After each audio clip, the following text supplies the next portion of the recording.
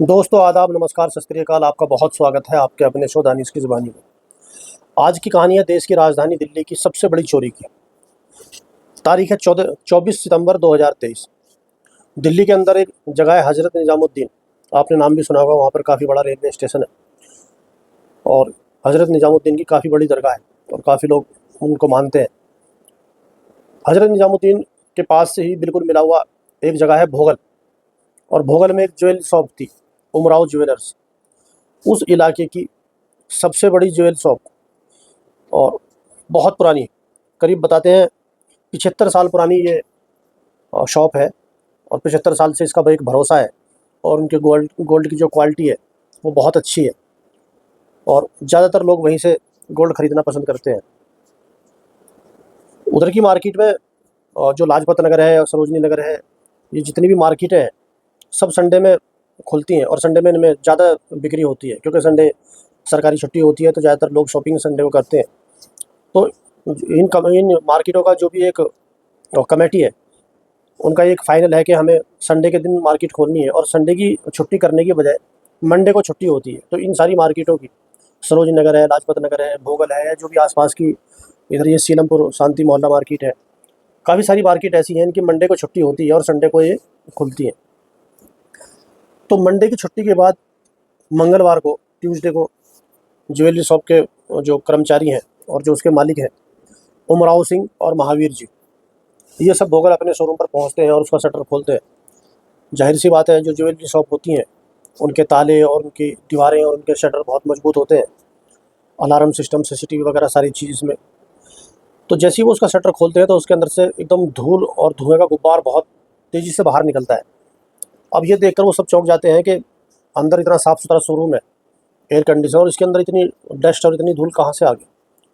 अब वो सब खांसते हैं और बाहर आके खड़े हो जाते हैं। धीरे धीरे जो धूल का गुब्बार था दुकान से बाहर निकलता है, शोरूम से बाहर निकलता है और धीरे धीरे वो वहाँ पर कुछ दिखाई देने लगता है। अब उसके बाद जो स्टाफ होता है अंदर जाता है और अंदर जाकर देखता है कि जितने भी वहाँ पर ज्वेलरी रखी हुई थी और जितने डायमंड थे और जो भी चीज़ें थी वो सब गायब है और करीब 32 लॉकर टूटे हुए हैं। अब ये देखकर सबके पैरों तले से ज़मीन खिसक जाती है कि पूरे शोरूम जो उसका स्ट्रॉन्ग रूम था, उसकी 3 दीवारें लोहे की थी और जो एक अंदर की दीवार होती है जो शोरूम के अंदर ही होती है, वो दीवार एक उसकी ईंट और सीमेंट की थी, उसको भी तोड़ा गया था और उसके अंदर एक 1.5 फीट की सुरंग थी और पूरा शोरूम खाली। अब ये देखकर जो महावीर जी और उमराव जी के हालत ख़राब हो जाती है और पुलिस को बुलाया जाता है। पुलिस वहाँ पर आकर देखती है तो इस बात का अंदाज़ा लगाना मुश्किल हो जाता है कि इसके अंदर कितना माल था और कितनी इसके अंदर ज्वेलरी थी। तो उमराव जी हिसाब किताब लगाकर एक मोटा मोटी बताते हैं कि करीब 20 किलो सोना, 5 लाख रुपए कैश और जो इसमें हीरे जवाहरात थे, करीब 25 करोड़ रुपए की के आसपास की इसके अंदर से चोरी हुई है और एक तरीके से शोरूम पूरा खाली पड़ा है। अब ये देखकर पुलिस के भी हाथ पैर फूलते हैं, क्योंकि इतनी बड़ी चोरी है और वो भी भोगल के अंदर। पूरी टीम गठित करी जाती है, पता लगाने की पूरी कोशिश करी जाती है जितने भी। अब जो उसके अंदर करीब 6 सीसीटीवी उसके अंदर लगे हुए थे, तो वे 6 के 6 की तार कटी हुई थी। अलार्म सिस्टम था, उसकी तार कटी थी और इन्वर्टर की तार कट दी थी। जो इलेक्ट्रिक वायर है सब काट दी गई थी। तो इससे पुलिस अंदाज़ा लगाती है कि काफ़ी बड़ा गैंग था। जो अलार्म का एक्सपर्ट था, कोई सीसीटीवी का एक्सपर्ट होगा, कोई लाइट की कटिंग कहाँ से होनी है उसका एक्सपर्ट होगा, और जो लॉकर करीब ये 32 लॉकर तोड़े हैं इसका कोई एक्सपर्ट होगा। तो जाहिर सी बात है कोई बड़ा गैंग है जिसने 25 करोड़ रुपए उमराव ज्वेलर्स के का 25 करोड़ का सामान और कैश और हीरे जवाहरात सब चीज़ उसने निकाल ली। अब पुलिस अपनी कार्रवाई शुरू करती है, क्योंकि जो बाहर के सीसीटीवी थे वो चालू थे, जो औरों के थे, तो पुलिस वहाँ से चेक करती है, लेकिन उसके अंदर कुछ ऐसा दिखता नहीं। एक कार ऐसी दिखाई देती है जो वहाँ पर रात को चक्कर काट रही है, लेकिन उसका नंबर भी कोई इतना साफ नहीं दिखता। तो पुलिस के हाथ वहाँ पे खाली होते हैं। अब बड़े अधिकारी, आला अधिकारी वहाँ पहुँचते हैं और उसके बाद फिर एक टीम बनाई जाती है। वे पुलिस ऑफिसर इसके टीम में नियुक्त किए जाते हैं जो बड़ी बड़ी चोरी को क्रैक करते थे। जो बड़ी बड़ी डकैती और चोरी, उनके काम ही ऐसे, उनका जो प्रोफेशन था वो यही था कि जो बड़ी चोरी और डकैती होती थी उनके मुजरिमों को पकड़ने में वो लोग एक्सपर्ट थे। क्योंकि पीछे एक आपने सुना होगा, दिल्ली के अंदर एक एटीएम वैन की चोरी हुई थी करीब 20 करोड़ रुपए की, उसको भी उन्होंने ही ब्रेक किया था। तो ये देखकर उनको चुना जाता है। अब पुलिस ये देखती है कि चोरी हुई कैसे है, क्योंकि बाहर के जो ताले हैं, शटर बंद है, ताले बिल्कुल एग्जैक्ट लगे हुए हैं, तो वहाँ पर देखता है एक 1.5 फुट की एक हॉल हुआ है दीवार के अंदर, जो स्ट्रॉन्ग रूम है, क्योंकि 3 दीवारें जो पड़ोसियों की साइड की थी, जो पीछे की और दोनों साइड की थी, वो सब लोहे की थी। जो अंदर की एक दीवार जिसमें गेट लगा हुआ होता है, वो सीमेंट की थी। तो वहाँ पर 1.5 फुट की सुरंग होती है। उसके बाद वो देखती है जीना, जो ऊपर की तरफ सीढ़ियाँ जा रही हैं, तो पुलिस उसके साथ-साथ ऊपर जाती है। तो वो करीब 4 मंजिल का है। तो 4 मंजिल ऊपर जाकर जो उसकी मोमटी का गेट जो है, उसका ताला टूटा हुआ था। तो पुलिस की समझ में आता है कि जो गैंग है वो यहीं से आया। पहले क्योंकि दिल्ली के अंदर आपने देखा होगा जितने भी मकान होते हैं, सब एक दूसरे से बिल्कुल मिले हुए, एकदम चिपके हुए होते हैं। तो जो भी गैंग था वो पड़ोस की बिल्डिंग में से ऊपर गया है और वहाँ से उमराव के छत पर कूदा है, और उसके बाद में उसने फिर ये सारी डकैती को अंजाम दिया है। अब पुलिस को सबसे पहला शक स्टाफ पर होता है, और दूसरा शक जो आसपास की बिल्डिंग थी उन पे, क्योंकि सबको पता था, जो भी उस बिल्डिंग से चिपके हुए मकान है, मिले हुए मकान है, सबको पता है कि उमराव बहुत बड़ा एक ब्रांड है और इसके अंदर काफ़ी सारा माल होगा। तो पुलिस करीब 30-40 आदमियों के फिंगरप्रिंट, जो भी आस पड़ोस में जितने भी रह रहे हैं, जो भी उन फ्लैटों में, उन घरों में रह रहे हैं, सबके फिंगरप्रिंट लेती है और वहाँ का जो मोबाइल डाटा निकलवाती है, क्योंकि जो पड़ोसी थे उनके मोबाइल के अलावा अगर कोई ऐसा कोई नया नंबर वहाँ पे है, और उससे एक कोई क्लू मिल सकता है, कोई लीड पुलिस को मिल सकती है। तो ये सारी चीज़ें पुलिस लगाती है, और जितने भी अपराधी हैं जिन्होंने पहले चोरी डकैती करी है, उनका डाटा निकालती है, और सारे मुखबरों को अलर्ट करती है। सारे पूरी दिल्ली के जो सीसीटीवी हैं, सब चीज़ें, मतलब पूरी अपने अपने तरीके से, जो आला अधिकारी थे, वो जो इन चीज़ों के एक्सपर्ट थे, अपने अपने तरीके से इसमें लगे रहते हैं। लेकिन 1 दिन गुजर जाता है, 2 दिन गुजर जाते हैं, चोर का कोई भी क्लू पुलिस के हाथ नहीं आता और सारा सामान वहाँ से वो गायब। इधर जो देश का एक दूसरा स्टेट है छत्तीसगढ़, छत्तीसगढ़ के अंदर एक दुर्ग जगह है। तो वहाँ पर पुलिस सारे अपराधियों को पकड़कर उनसे पूछताछ किसी केस के बारे में कर रही होती है, और वो सबकी एक तरीके से पिटाई कर रही होती है कि कोई जानकारी वो वहाँ से उन अपराधियों से लेना चाहती थी। तो इसी बीच एक जो अपराधी होता है पुलिस के अंडर में, जो जिसकी पिटाई हो रही थी, वो कहता है कि आप हमें क्यों मार रहे हो, आप उसको क्यों नहीं पकड़ते जो दिल्ली से बहुत बड़ा काम करके आया है। अब ये सुनकर पुलिस वाले अपना डंडा रोक के उससे पूछते हैं कि तू किसके बारे में बात कर रहा है। तो उस अपराधी का नाम होता है लोकेश राव। तो बोलता है कि सर, आप हमें मार रहे हैं, लेकिन जो अभी दिल्ली से इतना बड़ा कांड करके आया है, और वो भी हमारे यहाँ भिलाई में ही रहता है, आप उसको क्यों नहीं पकड़ते। अब जो सब इंस्पेक्टर होता है, अब क्योंकि जो दिल्ली की जो लूट हुई थी ये बहुत बड़ी थी, उमराव वाली, अब वो उसके बारे में जानकारी निकालता है, और वो यहाँ दिल्ली के सब इंस्पेक्टर को किसी को फ़ोन करता है, क्योंकि पुलिस वाले आपस में एक दूसरे से टच में होते हैं, और सब एक दूसरे से बातचीत करते रहते हैं बहुत सारे केसों के बारे में, क्योंकि यहाँ का अपराधी वहाँ है, वहाँ का अपराधी वहाँ है। तो इस तरीके से इनका कम्युनिकेशन बहुत अच्छा होता है। तो वो दिल्ली के एक सब इंस्पेक्टर को फ़ोन करके पूछता है कि आपके यहाँ जो चोरी हुई है, तो कहता है हाँ हाँ चोरी हुई है, और हम बहुत परेशान हैं, और उसका कोई भी क्लू, हमारे बड़े बड़े आला अधिकारी इसमें लगे हुए हैं, कोई मिल नहीं पा रहा है। तो कहता है कि तुम्हारा चोर हमारे यहाँ भिलाई के अंदर है, और उसका नाम दीपक श्रीवास है, और हमारे जो अरेस्टिंग है यहाँ पर एक दीपक राव है, वो लोकेश राव है, और आधा नाम मतलब दोनों का सेम ही था। जो असली चोर था उसका नाम लोकेश श्रीवास था, और जो पुलिस ने वहाँ पर अरेस्ट कर रखा था उसका नाम लोकेश राव था, और जो असली चोर था उसका नाम लोकेश श्रीवास था। तो अब श्रीवास का वो नाम पुलिस के सामने आता है, तो पुलिस आनंद फानन में उसके बारे में जानकारी इकट्ठी करनी शुरू करती है। अब क्योंकि उसका कोई फ़ोटो वगैरह था नहीं उनके पास, तो पुलिस अपना जो पुलिस का एक डाटा होता है जिसके अंदर अपराधियों की फ़ोटो और उनके बारे में जानकारी होती है, उसके अंदर पता करती है, कुछ गूगल पे देखते हैं, क्योंकि नाम वहाँ से दीपक, ये लोकेश श्रीवास मिल चुका था उनको। तो अब वो इस चीज़ को छाननी शुरू करते हैं, तो उनके रिकॉर्ड में इसकी लोकेश श्रीवास की एक तस्वीर निकलती है, जिसमें इसने पहले किसी ज्वेलरी शॉप में चोरी करी थी। अब उसको देखकर उसको फ़ोटो को निकालते हैं, और उसके बाद क्योंकि अब उनके पास एक तस्वीर थी, उस तस्वीर से फिर वो सीसीटीवी फुटेज में मिलान करते हैं, जितने भी उसमें आदमी आते हुए जाते हुए दिख रहे हैं। तो उनको दिखता है कि करीब 7 बजे के करीब जो उमराव ज्वेलर्स है वहाँ से एक लड़का सफ़ेद शर्ट में और ब्लैक पैंट में, और उसके पीठ पर एक पिट्ठू बैग है, और उसको लेकर वो जा रहा है। अब क्योंकि सीसीटीवी की जो फुटेज होती है इतनी साफ़ होती नहीं है, जो तस्वीर होती है, लेकिन क्योंकि एक तस्वीर उनके हाथ में थी पुलिस ऑफिसर के, वो मिलाते हैं तो काफ़ी % तक उन्हें यकीन हो जाता है कि यही है। तो वो एक टीम रवाना कर देते हैं छत्तीसगढ़ के लिए कि आप वहाँ पर जाओ और इसकी जानकारी लो, और यहाँ पर वो उसकी पूरे तरीके से इंक्वायरी कर रहे हैं, उसकी डिटेल निकाल रहे हैं, और देख रहे हैं कि ये बंदा वही है या नहीं है। क्योंकि कई बार पुलिस किसी और दिशा में जा रही होती है और अपराधी किसी और दिशा में होता है, तो पुलिस के पास अपना टाइम बचाने के लिए वो पूरी ताकत और पूरी मेहनत के साथ इस काम को कर रही थी। तो जो दिल्ली पुलिस होती है, तो वहाँ पर फ़ोन करती है भिलाई पुलिस को, दुर्ग पुलिस को, और उनसे पूछती है कि उसका जो लोकेश राव है, जिसने इसका लोकेश श्रीवास का नाम आपसे लिया है, तो उससे इसका मोबाइल नंबर पता करा जाए। तो ज़ाहिर-सी बात है, क्योंकि वो बात उसको बिल्कुल ताज़ी थी, तो जो उसका वहाँ का मोबाइल नंबर था, वो दिल्ली पुलिस को दिया जाता है। तो दिल्ली पुलिस उसकी लोकेशन निकालती है, तो देखती है उमराव के आस-पास उसका लोकेशन उस टाइम नहीं था, क्योंकि उसने स्विच ऑफ करके वो चोरी करी थी। वो करीब पौने 8 बजे आईएसबीटी, दिल्ली के अंदर कश्मीरी गेट है, आईएसबीटी का उसका लोकेशन दिखता है। अब पुलिस फ़ौरन वहाँ पहुँचती है और वहाँ के जो सीसीटीवी फुटेज देखती है, तो वही लड़का सफ़ेद बुरशर्ट और ब्लैक पैंट में टिकट ले रहा है छत्तीसगढ़ में।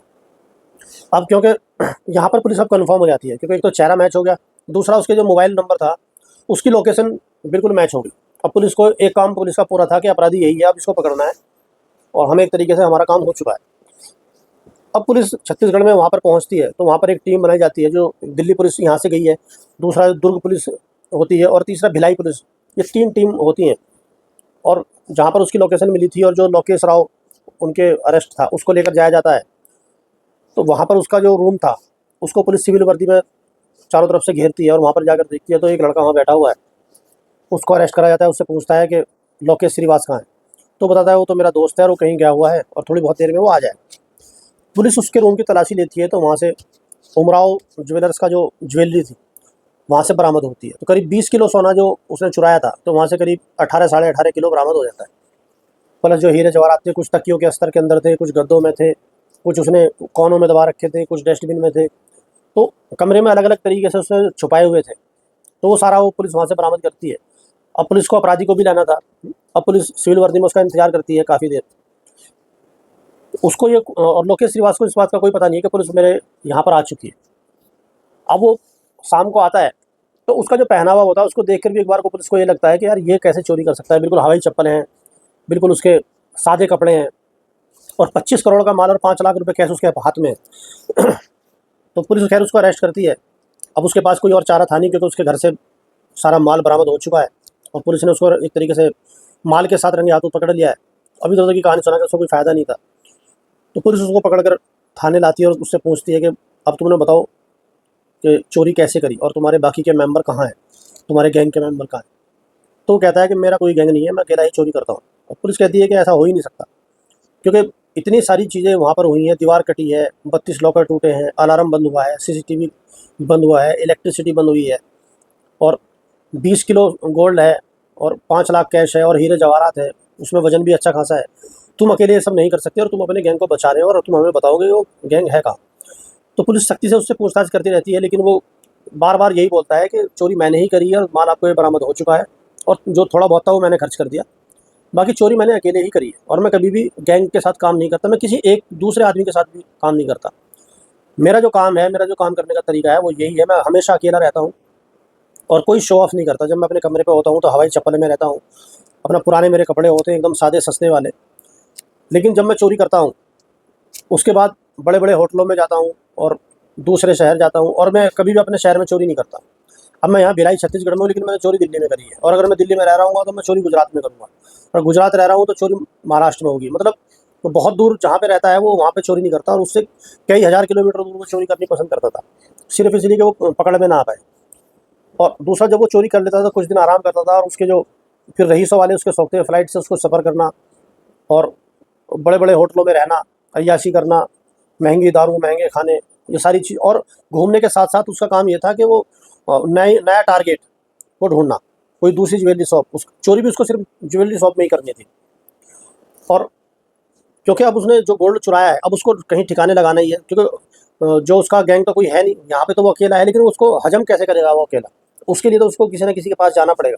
तो यहीं पे वो पकड़ा जाता है इसी चीज़ से, जो वो लड़का होता है, लोकेश राय, और जो लोकेश श्रीवास के रूम में साथ में रह रहा था, जो उसका रूम पार्टनर था, वो उसका दोस्त था।